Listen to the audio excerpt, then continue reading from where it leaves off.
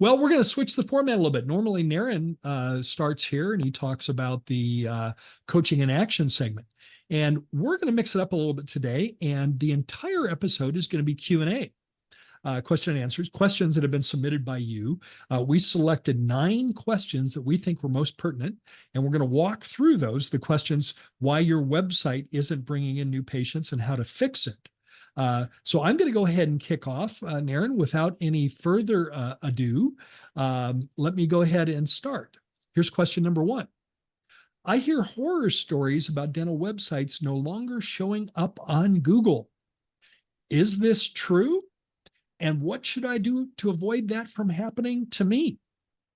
Gary, that's a great question to start with. It is 100% true. 95% of the practices get no traffic from Google for free. Why? Google makes $237 billion in the last year. That's the year 2023 from Google Ads. Put yourself in the shoes of the CEO of Google. You make more money than 150 countries make in the entire year from their GDP, their gross domestic product.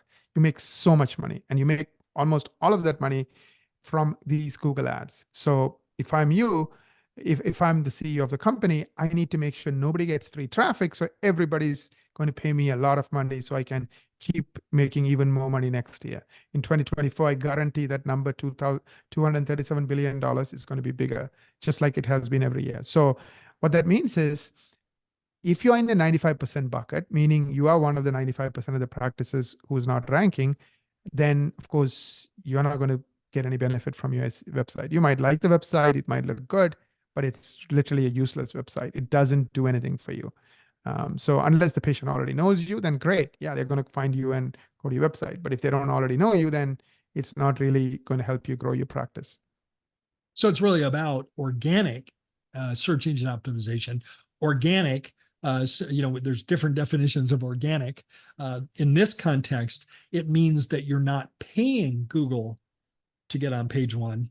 You're earning it through the ranking of your website. Am I describing that accurately? You are describing it perfectly, Gary. You are 100% correct. Yes, you don't have to do it that way, but ads are so expensive. And I know that I saw a question on ads later on, but yeah, so if you don't want to give Google a ton of money for ads, or anybody else a ton of money for ads, yeah, what you need to do is to do well with organic search engine optimization, which means you're going to get free traffic from Google, like hundreds of people, hopefully calling you, and definitely tens of thousands of people seeing you for free every single month. So you have to earn it. Yes. And the best way to earn it is through your performance regarding organic search engine optimization. Absolutely correct. All right, question number 2. How much should I pay for my marketing every month? This actually has 2 parts. That's part 1. Should I use ads or search engine optimization or other social media ads? Yeah, I think that's a great question. I'm going to answer part 2 first. That way, you can kind of make your choice. So Google Ads, we have been helping practices for 17 plus years, dental practices all across the US. We work with close to 500 practices. And my experience is Google Ads at the end of year 1 is at least 5 times more expensive per new patient. And the reason I'm not giving you a number for each type of method is it depends on the type of patient you want. A general patient might be less expensive. General dental patient might be less expensive than, let's say, a veneers patient. So of course, if Google Ads is going to cost you, $500 for a veneer patient, maybe that same SEO patient might cost you, less than $100, because remember, it's 1/5. So Google Ads is 5 times more expensive than SEO, and Instagram or any type of social media, in our experience, is 2 times more expensive than even Google Ads. So the most expensive is social media ads. The next most expensive is Google Ads. And then the lowest cost is SEO. Why is that? SEO, you're not paying per click. Or in the case of social media, you're not paying per impression. Also, in other words, it can get better and better over time. So like, for example, Gary's Life Smiles practice is getting more than 100 new patient calls. But we have been doing this for 7 years. So the results they're getting in years number 7 is significantly better than the results they got in year number one. So the cost of a new patient goes down over time because of that reason. Well, when it's done Um, right, the ranking is cumulative. You keep getting a higher ranking. You keep being ranked for more keywords, key phrases. In the month of February of 2024, I believe we were ranked for 974 keywords and key phrases. And certainly that gave us a very powerful, almost always being on page, well, always being on page one of a Google search and almost always in position one, two, or three. Um, Answer that first question. How much should they spend? Yeah, so I'll be very transparent. We believe in an all-inclusive fee. So that includes building the website, working on SEO, doing social media, tracking your calls, everything. We charge $1,250 a month. It's all inclusive. And I've seen practices spending 5 to 10,000 on Google Ads. I've seen practices spending 10,000 plus on social media ads. So definitely compared to $5,000 or $10,000, 1250, most of my clients tell me is the best marketing dollar they ever spent in terms That of the that's benefit the they get. only spend that LifeSmiles has today on marketing is that $1,250 a month fee for Equa for helping us master organic search engine optimization. That's all we need to do, and that represents a really nice budget for us in terms of what percentage of our revenue we're spending for marketing. And I believe that would suit all of our listeners as well. Very well. Hey, I'm going to throw in another question, Aaron, that wasn't, we didn't talk about ahead of time, but it fits perfectly. When they work with you, who owns the website? Uh, Not us, it's you. So let's say you decide to leave us. 95% of our clients stay with us year after year, but 5% do leave us. A lot of times, the only time it happens is a DSO comes and takes over, and they have their own marketing team, and they want to bring everything in-house. So whether it's that case or any other case, for whatever reason, we don't ask any questions, you decide to leave us, we take a backup of everything we did. Of course, we remove anything proprietary and give you all of that. So all the work we have done for you, let's say 2 years, 3 years, 4 years, you get a copy of that, and then now you can build on it. Now, we have had clients, this actually was a DSO situation. DSO buys the practice, they force the doctor to go with their own marketing, and then the doctor's patient numbers dropped like a rock. Then he called us back. Of course, he convinced the DSO to saying, I need Equa to do my marketing. So of course, we're working with him again. So the key is not the backup we are giving you. That's really important, but are you going to do the things that needs to be done daily, weekly? We put minimum 30 hours plus a month for every single client. So is that happening on a monthly basis? If it's happening and your team knows what they're doing and they're diligent about it every day and every week, then you will do fine even after you leave us. But if that is not happening, you will see the rankings drop, you will see the phone calls drop. So And of remember, course, marketing is not a one-time thing, it's an ongoing thing. not all dental marketing firms use your approach. There are marketing firms that own the website. And I Fair would enough. politely suggest that you avoid that because if you have to switch somewhere down the road or something happens, to start from scratch is a very painful process. Let me go to question number 3. I want to do more cosmetic dentistry. How would you market my practice online to new patients to attract more patients interested in cosmetic dentistry? Great question. So the fundamentals don't change, right? The fundamentals is you need to get into the 5% club who gets 95% of the free traffic from SEO. We'll talk more about it later, like how to do that and so forth. But assuming that's the strategy you have employed, because the cost of a new patient through that strategy is a fraction of the cost of a new patient through any other strategy, then with regards to cosmetic, first question I would ask, if you are talking to me is, what do you mean by cosmetic dentistry? Expand on it. Okay, I do veneers, I do I do crowns. So I'll find out all the different services that the practice provides or the owner provides under the bucket cosmetic dentistry. And for each type of service they provide, I would go after 30 plus keywords and phrases that we want to target and rank for on page 1. What is page 1? Top 10 results on Google search results. And once I know these keywords, again, I won't guess what these keywords are. I won't use my imagination. I literally look at Google Analytics. It's the most powerful data tool you can have to find out what's going on with your website, what people in your neighborhood are doing. So you can literally target the right keywords. And So that once can I vary have geographically, correct? exactly. We What have been what doing this. what a patient in Los Angeles, for example, the words they might use to search for a cosmetic dentist may be different than what a patient from Lexington, Kentucky might use. And so you just go right to the source, which is Google, and Yes, just get the analytics to say in this market, what are the 30 most common keywords, key phrases that the public uses to search for, in this case, a cosmetic dentist, and then you respond accordingly. absolutely. The other thing also we have noticed is these keywords change over time too. So what the keywords were, let's say 6 months ago, won't be what they are today. Like everything is changing. Like for example, something's on the news cycle. All of a sudden, something will move up, something will move down. So it's a constant, uh, it's constantly changing. So you can't just say, oh, well, I checked Google Analytics 2 months ago or 6 months ago, and I'll keep doing what I did 6 months ago. That's not a good idea. You need to be on top of this. So one of the things we do is at any given time, we have a 6-month plan for our clients around keywords and what keywords and why. But then we update it every month or two just to make sure as these changes are happening, we are keeping our plans updated. And key phrases are real. I'm going to add that key phrases are very important because the public doesn't necessarily think about dentistry the same way we do. They don't necessarily know the terms. They don't know the language. So they might type in, I don't like my smile. Yeah. And that might be one of the terms they use for cosmetic dentistry, a phrase, not so much a key word, but a phrase. Naren, this next question is probably my favorite one of the lot. And I selected this one because of it. I haven't done much marketing since I got involved with Delta Dental PPO. I was all right in the beginning when I was a startup practice, but now that I've been flooded with PPO patients, it's difficult making it work in the practice.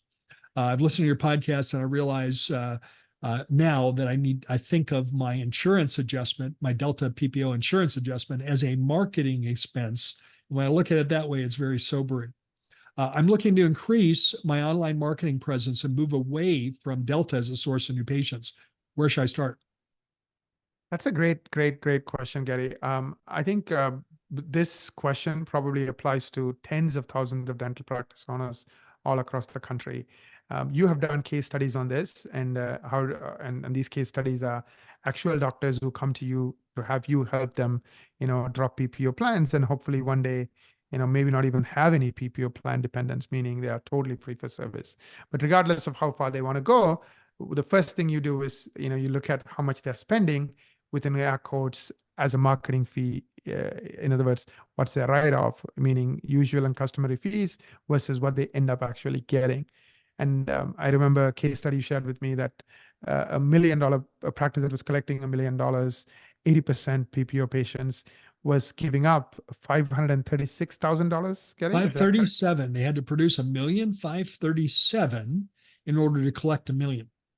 Right. 80% PPO patients and their average adjustment was 42%. The difference between the usual fee and contracted fee was 42%. Yeah. Now, his overhead was not based on the million they collected. It was based on the 1,537,000 they had to produce to collect that. And that difference is not a collections problem.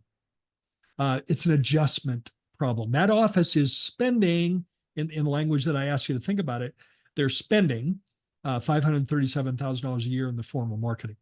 They're not actually spending it, so it doesn't actually go on your profit and loss statement. It's even worse than that. Delta takes it out beforehand. Right. And I think when you divide that $537,000 they're spending within quotes on marketing, which goes to all these PPO plans, did it work out to like 44,000 a month, something like that? Yeah, it was. I'd have to do the math. Go ahead and do the math real quick. You're pretty good at math, Aaron. 537 a year divided by 12. What is that a month? 537 divided by 12. I'm going to Google again. You were right. For $44,750. you got it right. 44,000. Yep. Would you rather spend, Doc? 44,000 or 1250 a month? You decide. All right, let me go to the next question. I live in a city with a big population. I have a great practice, a really good website. I'm very proud of my website. But I notice that I don't get a lot of patients from my website. What am I doing wrong? This is a great question. So when you remember, we said we want to be in that 5% club that gets 95% of the free traffic, and you have this unfair advantage when you start dominating a SEO. So the way to think about SEO is like getting into a top university. There are 5 or 6 things that you have to ace to get into that top dental school. Perhaps it's your DAT exam, perhaps it's your GPA, maybe the work you did while you were in university, the recommendations you have, the interview you just finished with 3 people. All these have to be excellent or exceptional for you to get into that #1 dental school of your dream, right? I mean, you know this, you've all been through this process. Think of SEO kind of like that. Remember, Google makes so much money through ads. So they have to keep disqualifying people and keeping that pool of people who get in for free as tiny as possible. So that number used to be 5%. It keeps coming down even further nowadays. So it could be like 4% or so. So I think what you need to think about is, okay, what are these 6 things that I need to do well? And then am I doing them well? So the question, if I can repeat it again, is like, I have a beautiful website, but I'm not getting anything. I'm not getting any traffic from it. So what am I doing wrong? So out of those 6 things, 2 things are linked to your website. Now, just because you do those 2 things well, doesn't mean the other things, then you'll be okay. So the top 2 things that that come to my mind that are linked to your website is called Google Lighthouse Score, and the other one is called Google Eat. And let me explain what I mean by that. So every single page on your website gets a score. That's called the Google Lighthouse Score. So it's like a 5-part exam. Each part you get a score of 1 to 100, and you can run any page on your website through the Google Lighthouse tool. It'll tell you, okay, on part A, you're getting 49. Part B, you're getting 77, etc. out of 100. Now, if you want to be in the top 5% club, you have to get close to 90 or 90 plus in all 5 of these parts. So one of the things we do for our clients is we are constantly monitoring it. Why do we monitor it? Google changes its rules, literally 3,000 times a year. That's 10 times a day, approximately. So if the Google Lighthouse Score rules got changed, just because you got great scores last month doesn't mean you're going to get it now. So you have to constantly keep looking at it. Anytime the score drops on any page, so let's say you have a website with 55 pages, we have a massive team.